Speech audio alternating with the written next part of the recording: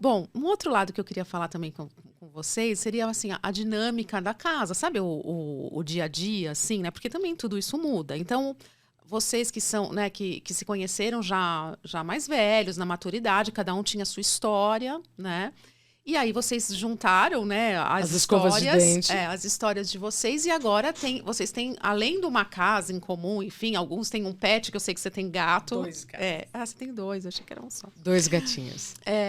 E aí você tem essa questão prática, né, do dia a dia ali. Eu até queria perguntar para você, Tiago, que você que é consultor de finanças e que você deve ouvir muito sobre essa questão, como que os casais falam? Porque parece que às vezes os casais não querem falar sobre dinheiro, por exemplo. E família, né, a partir do momento que nasce um bebê, as despesas são outras, as prioridades do casal são outras. Então, aquela viagem que vocês sempre faziam X, de repente, puta, não vai dar mais, porque agora a gente tem uma outra dinâmica, tanto de tempo, disponibilidade e dinheiro também, porque as pessoas não querem falar de dinheiro, mas é algo que o casal precisa falar, né? Então, queria que você falasse um pouquinho sobre como abordar esse assunto dentro de casa, sabe?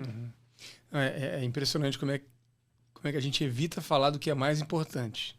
A maior causa de divórcio entre os casais é por questões financeiras. E não é só por falta de dinheiro em si. É por falta de comunicação. Falta de alinhamento de expectativa, falta de entendimento do sonho do outro. Vai passando o tempo, um dos dois vai seguir para um lado, o outro vai seguir para o outro, e não tem uma conversa sobre dinheiro. Um combinado que não é feito, e o combinado que não é feito, ele sai caro, né? Não tem combinado. E a questão da financeira, e a gente procrastina isso porque é um assunto que mexe com questões emocionais muito fortes. Tanto para o homem, que tem, né, na nossa sociedade tem uma cobrança ainda maior sobre a questão financeira do lado masculino, mas também mexe com a mulher, com um casal como um todo. Então, não é um assunto que é falado desde o início, desde o relacionamento ali, no namoro. Não falam de quanto que eu ganho, quanto você ganha, ou quanto que, né, como é que você trabalha com dinheiro, como é que você mexe com dinheiro, qual é a sua ambição financeira. Mais importante do que qualquer coisa, né? Mais importante do que você achar a pessoa bacana.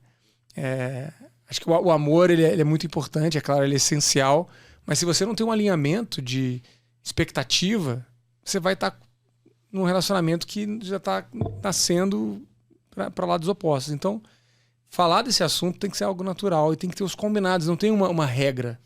Uma regra, tem que ser assim, faça assado.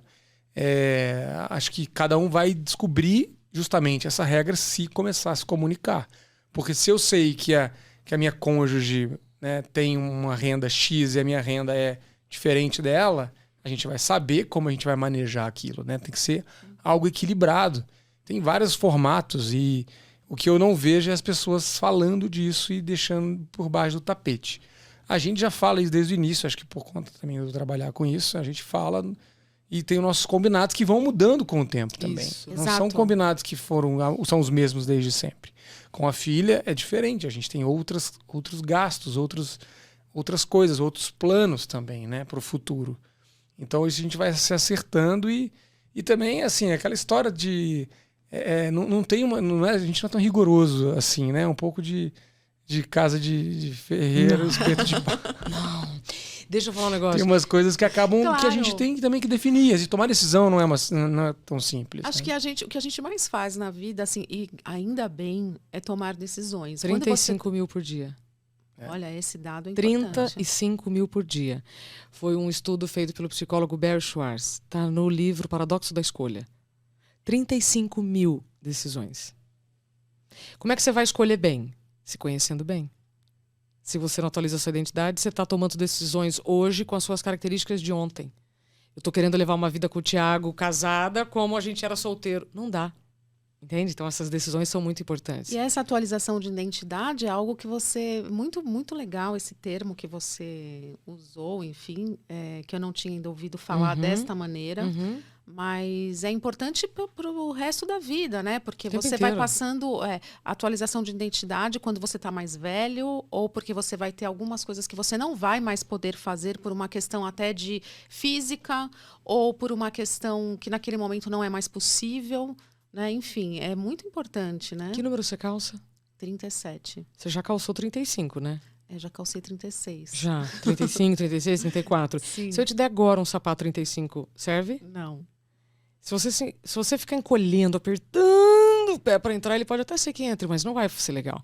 E isso é o que muitas vezes a gente faz na vida. A gente se encolhe para caber em rótulos, lugares, convivências, relacionamentos opressores, abusivos, etc. Toda vez que você se encolhe para caber em algum lugar, tá errado. A atualização de identidade também já te ajuda aí, porque primeiro é você.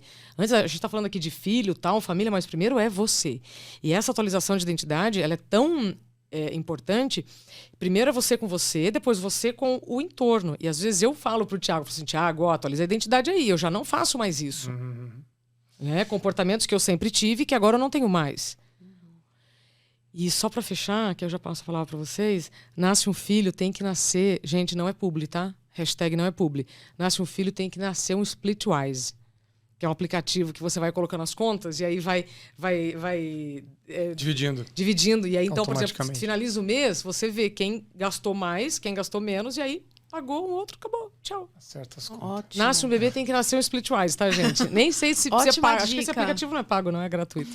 Não, ótima dica. Paga. Tem uma versão paga que tem os relatórios lá, eu gosto de ficar vendo os relatórios. Você paga? Pago, Não, mas é ótimo, né? É ótimo, né, Isabela? Porque tem ele, ele é o homem das planilhas, né? Ele é o homem das planilhas. Não fico. Acho que essa coisa de planilhas, isso é um perfil de pessoa que é muito específico, 1% das pessoas é assim. E é muito chato você querer que as pessoas sejam assim. Eu não sou assim.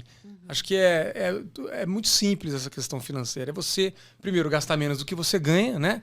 Se você calça 36, você não vai querer ter um sapato 42, né? Porque as pessoas fazem isso. Sim. Não calça 36, mas quer botar um 42. Não vai conseguir, vai ter problema, vai cair.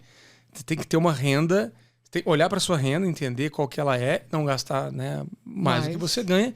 E de preferência, né, você conseguir ter durante o tempo, durante a vida, uma parte do que você ganha, sempre você poupar e investir. Se você faz isso, você vai ter uma saúde financeira, né? Acho que é esse o ponto principal. Essa ideia de que investir, para a pessoa ficar rica é um discurso meio furado, que já tem caído aí, né? Sim, porque isso não é...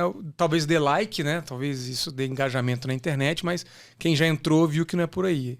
É mais essa saúde de você saber lidar com sua grana direito, olhar para o futuro e ter também, acho que, uma previsibilidade, que eu falo muito, e a gente não olha para o longo prazo, a gente olha malemar para o curto prazo. Exemplo, a gente tem uma filha. Em algum momento a gente quer que ela faça faculdade, né? Então, assim, a gente já tem aí investimentos que a gente tem feito que pode ser o que vai ser a faculdade dela, para o longo prazo. E no mercado financeiro tem isso. Eu tenho lá para ela, por exemplo, um Tesouro IPCA que eu fiz, que é um investimento de longo prazo, que vai render a inflação mais um percentual pré-fixado, mais 5% nesse caso. Então, daqui a 10 anos, esse investimento vai ter rendido, só que ele tem um prazo de vencimento. Se eu sacar antes, eu perco dinheiro. Se eu tiver paciência e esperar ele vencer, eu vou voltar com um investimento maior no meu bolso. Então é esse tipo de antecipação que você começa a ver e se planejar um pouco. Acho que isso que é o mais importante também. Você olhar para o que você já tem como perspectiva. Pô, eu quero viajar daqui a 2 anos, né, fazer uma viagem dos sonhos, daqui a 2 anos, daqui a 3 anos. Pô, se planeja para fazer isso.